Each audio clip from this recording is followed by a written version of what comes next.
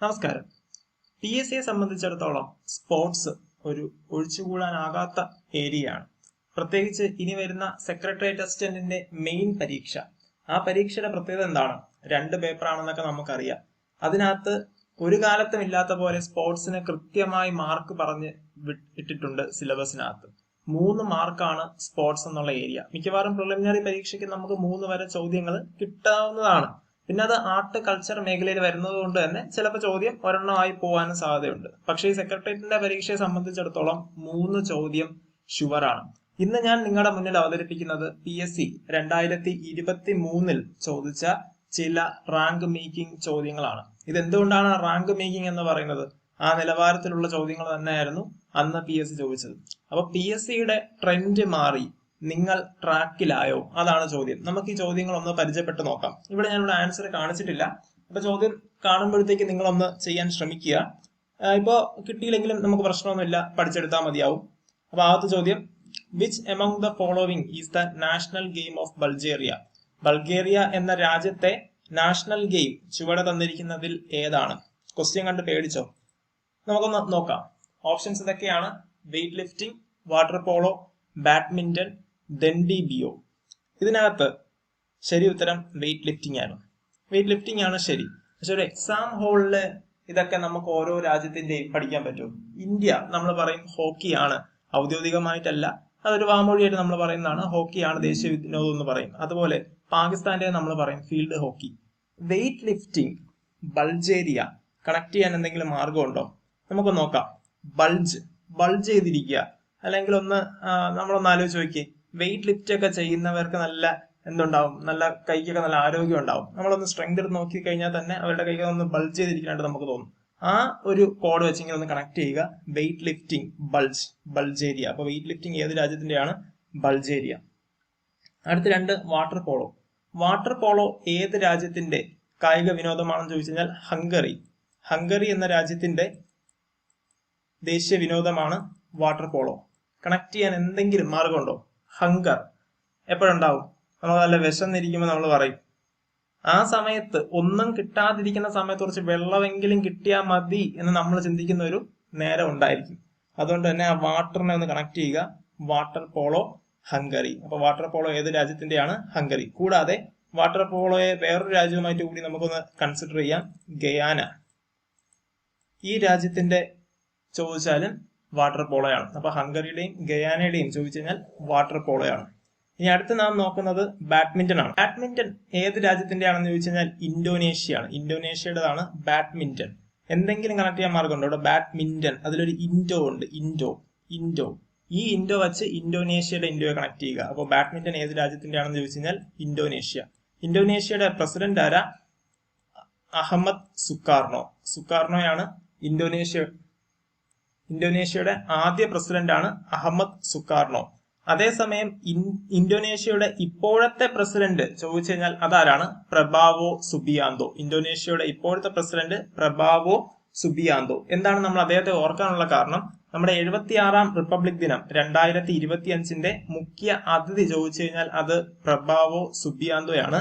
അതേസമയം ഇന്തോനേഷ്യയിൽ നിന്ന് ഇന്ത്യയുടെ റിപ്പബ്ലിക് ദിനത്തിൽ ആദ്യമായിട്ട്, അല്ലെങ്കിൽ ഇന്ത്യൻ റിപ്പബ്ലിക് ദിനത്തിൽ ആദ്യമായിട്ട് പങ്കെടുത്ത ചോദിച്ചു കഴിഞ്ഞാൽ അത് അഹമ്മദ് സുകാർണോയാണ്. അപ്പൊ ഇന്ത്യയുടെ ആദ്യത്തെ റിപ്പബ്ലിക് ദിനത്തിൽ പങ്കെടുത്ത അതിഥി അഹമ്മദ് സുകാർണോയാണ്. അതേസമയം ഇപ്പോഴത്തെ ഇന്തോനേഷ്യയുടെ പ്രസിഡന്റ് ആണ് ആര്? Prabowo Subianto. ആ കാര്യം കൂടി ഒന്ന് ഓർത്തു വയ്ക്കുക. അടുത്ത ലാസ്റ്റ് ഓപ്ഷൻ ഉണ്ടായിരുന്നത് ഡെൻഡിബിയോ ഏത് രാജ്യത്തിന്റെയാണ്? നേപ്പാളിന്റെയാണ്. നമ്മുടെ അയൽ രാജ്യമായ നേപ്പാളിന്റെ ദേശീയ വിനോദമാണ് ഡെൻഡിബിയോ. അപ്പൊ ഇത്രയും ക്ലിയർ ആണല്ലോ. വെയ്റ്റ് ലിഫ്റ്റിംഗ്, ബൾഗേറിയ, ആ ബൾജിങ് ഒന്ന് ഓർക്കുക. Weight lifting. അടുത്ത water polo Hungary, Guyana. Badminton Indonesia, Dandi Biyo Nepal. ഇനി ഇത് മാത്രം പഠിച്ചിട്ട് കാര്യമുണ്ടോ? ബാക്കി ചിലതും കൂടി നമുക്കൊന്ന് നോക്കാം. PSC ഇനി ചിലപ്പോൾ ഇവിടുന്നായിരിക്കും ചോദ്യം വരിക. അത് നമുക്കൊന്ന് അറ്റൻഡ് ചെയ്ത് നോക്കാം. ഒന്ന് പാറ്റോ ഏത് രാജ്യത്തിന്റെ എന്ന് വെച്ച് കഴിഞ്ഞാൽ Argentina. Argentina. Ice hockey, lacrosse ഇത് കാനഡയിലാണ്. ഐസ് ഹോക്കി നടത്തുന്നത് വിന്റർ സീസണിലാണ്. അതേസമയം ലാക്രോസ് എന്ന് പറയുന്നത് സമ്മർ സീസണിലുള്ള വിനോദമാണ്. അപ്പോൾ കാനഡയ്ക്ക് 2 വിനോദമാണുള്ളത്, ഐസ് ഹോക്കിയും ലാക്രോസും. മറ്റൊന്നുള്ളത് ബാൻഡിയാണ്. ബാൻഡി റഷ്യയുടെയാണ്. റഷ്യയുടെ ദേശീയ വിനോദമാണ് ബാൻഡിയിലുള്ള അംഗങ്ങൾ ചോദിച്ചു കഴിഞ്ഞാൽ 8 മുതൽ 11 വരെ നമുക്ക് പറയാം. ചിലയിടത്ത് നമ്മൾ കാണാറുണ്ട് 8 മുതൽ 11 വരെ. 11 വേണമെങ്കിലും നമുക്ക് സൂചിപ്പിക്കാം ഒരു ടീമിലെ അംഗം. അടുത്ത റെസ്ലിംഗ് ഏത് രാജ്യത്തിന്റെ ആണെന്ന് ചോദിച്ചു കഴിഞ്ഞാൽ ഇറാന്റെയും മംഗോളിയയുടേതാണ്. Wrestling Iran, Mongolia. റെസ്ലിംഗ് ചോദിക്കാൻ സാധ്യതയുണ്ട്. എന്തുകൊണ്ടാണ്? ഗുസ്തി എന്ന് ഓർക്കുമ്പോൾ നമ്മൾ ഓർക്കുന്നത് വിനേഷ് ഫോഗട്ട് ആണ്. അതുകൊണ്ട് റെസ്ലിംഗ് ഒന്ന് മാറ്റി പഠിച്ചു വയ്ക്കുക. Wrestling Iran, Mongolia. ഗോൾഫ് ചോദിച്ചു കഴിഞ്ഞാൽ സ്കോട്ട്ലാൻഡ് ആണ്, ഭൂട്ടാന്റെ ആണ്. ആർച്ചറി ഇന്ത്യയുടെ അയൽ രാജ്യമായ ഭൂട്ടാന്റേതാണ്.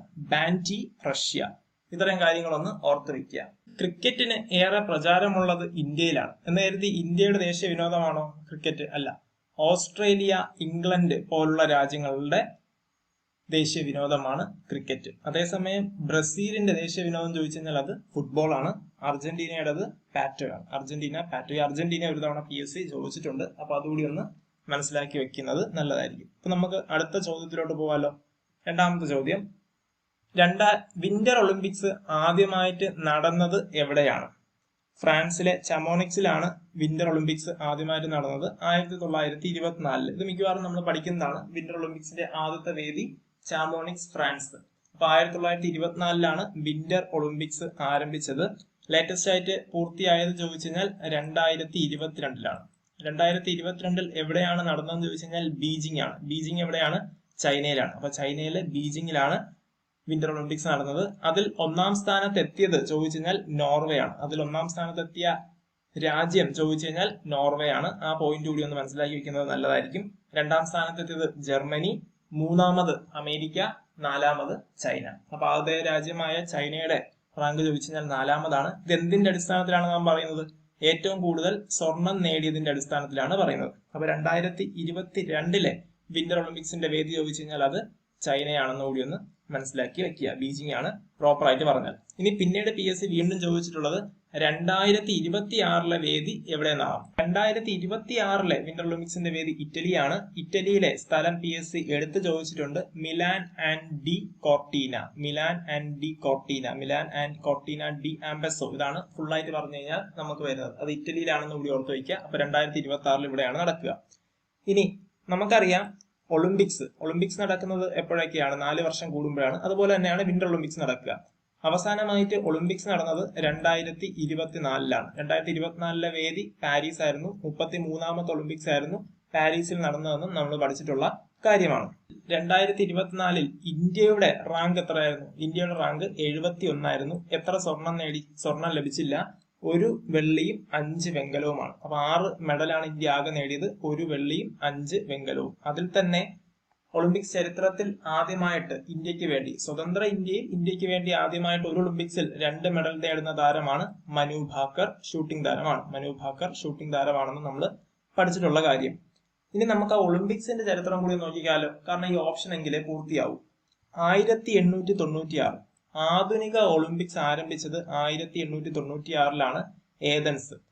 ഇനി ഏതൻസ് എവിടെയാണെന്ന് ചോദിച്ചു കഴിഞ്ഞാൽ അത് ഗ്രീസിലാണ്. രണ്ടാമത്തെ ഒളിമ്പിക്സ് നടന്നത് 1900 എവിടെയാണ്? പാരീസ് എന്തിന്റെ തലസ്ഥാനമാണ്? ഫ്രാൻസിന്റെ തലസ്ഥാനമാണ് പാരീസ്. അപ്പൊ അതുകൂടി ഒന്ന് മനസ്സിലാക്കുക.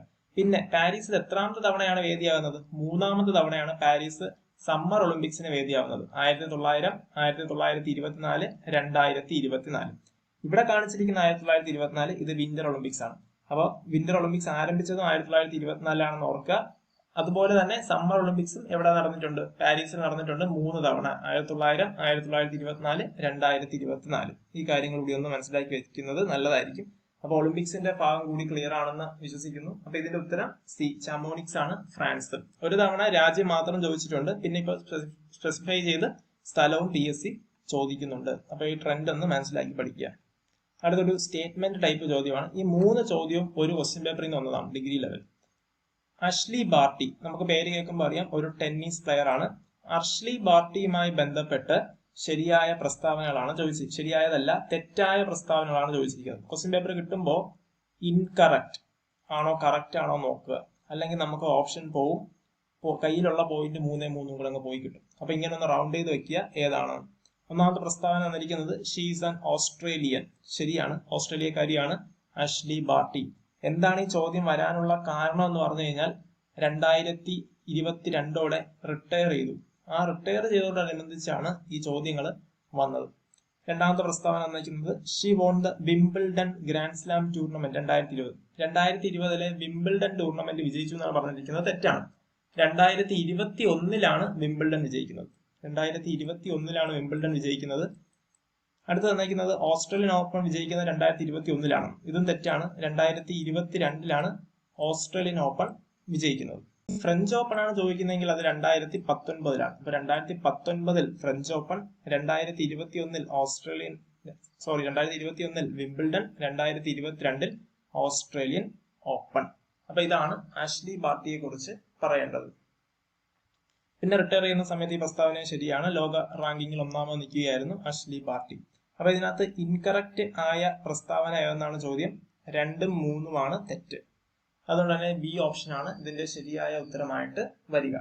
അപ്പൊ നമ്മൾ പഠിച്ചപ്പോ ആഷ്ലി ബാർട്ടിയെ കുറിച്ച് പഠിച്ചു. അപ്പൊ എന്താണ് ഈ Australian open, Wimbledon, French open, US open? ഇത് 4ഉം ഗ്രാൻഡ് സ്ലാം ടെന്നീസ് ടൂർണമെന്റുകളാണ്. എല്ലാ വർഷവും നടത്തി വരുന്ന ടൂർണമെന്റുകളാണ് ഇത്. അപ്പൊ 2025 ഞാൻ ഈ വീഡിയോ എടുക്കുന്ന സമയത്ത് പൂർത്തിയായ ഒരു ടൂർണമെന്റേ ഉള്ളൂ. അത് ഓസ്ട്രേലിയൻ ഓപ്പൺ ആണ്. അപ്പൊ ഓസ്ട്രേലിയൻ ഓപ്പൺ 2025 വിജയിച്ച ചോദിച്ചു കഴിഞ്ഞാൽ യാനിക് സിന്നർ ആണ്. യാനിക് സിന്നർ ഏത് രാജ്യത്തിന്റെ താരമാണെന്ന് ചോദിച്ചു കഴിഞ്ഞാൽ ഇറ്റലിയുടെ താരമാണ് യാനിക് സിന്നർ. അതേസമയം 2025 വിജയിച്ച വനിതാ താരം ചോദിച്ചു കഴിഞ്ഞാൽ മാഡിസൺ കീസ് ആണ്. Madison keys. അതെങ്ങനെ ഒന്ന് കണക്ട് ചെയ്യാൻ പറ്റും? നല്ല കീ കൊടുത്തപ്പോ വിജയിച്ചെന്ന് ഓർത്താൽ മതി. എതിരാളി ആര്യങ്ക സെബ്ലങ്ക ആയിരുന്നു. കഴിഞ്ഞ തവണത്തെ വിജയി കൂടിയാണ്. അപ്പൊ മാഡിസൺ കീക്ക് എന്ത് ചെയ്തു? നല്ലൊരു കീ കൊടുത്തു. നമ്മൾ പണ്ട് വണ്ടിയൊക്കെ കളിച്ചോണ്ടിരിക്കുമ്പോൾ ഓടിക്കുന്ന എങ്ങനെ നല്ല കീ കൊടുക്കുമ്പോഴത്തേക്കല്ലേ അത് ഓടുന്നത്. അതുകൊണ്ട് തന്നെ വിജയിച്ചത് ചോദിച്ചു കഴിഞ്ഞാൽ മാഡിസൺ കീ. ആ രീതിയിൽ ഒന്ന് കണക്ട് ചെയ്ത് വെക്കുക. 2024 പുരുഷ വിജയി ചോദിച്ചാലും യാനിക് സിന്നർ ആണ്. അപ്പൊ ഇത് 3ഉമാണ് PSC ഇതിന് മുന്നേ ചോദിച്ച ചോദ്യങ്ങൾ. ഇനി നമ്മൾ പോകുന്നത് PSC ചോദിക്കുമെന്ന് ഉറപ്പുള്ള 2 കറണ്ട് അഫയർ ഫാക്ടുകളിലേക്കാണ്. ഒന്ന് നിങ്ങൾ ഉറപ്പായും ഓർത്ത് വെക്കേണ്ട പോയിന്റാണ് വൈഭവ് സൂര്യവംശി. അത് ഏത് പരീക്ഷ ആയിക്കോട്ടെ, ഡിഗ്രി ലെവലോ 10th ലെവലോ +2 ഏതായാലും ഈ പേരൊന്ന് ഓർത്ത് വെക്കുക. വൈഭവ് സൂര്യവംശി. ഇദ്ദേഹം ഒരു ക്രിക്കറ്റ് താരമാണ്. IPL അരങ്ങേറുന്ന ഏറ്റവും പ്രായം കുറഞ്ഞ താരം. IPL അരങ്ങേറ്റം കുറിക്കുന്ന ഏറ്റവും പ്രായം കുറഞ്ഞ താരമാണ് ഇദ്ദേഹം. IPL എന്ന് പറയുന്നത് ഇന്ത്യക്കകത്ത് നടക്കുന്ന ഒരു ടൂർണമെന്റ് ആണ് IPL.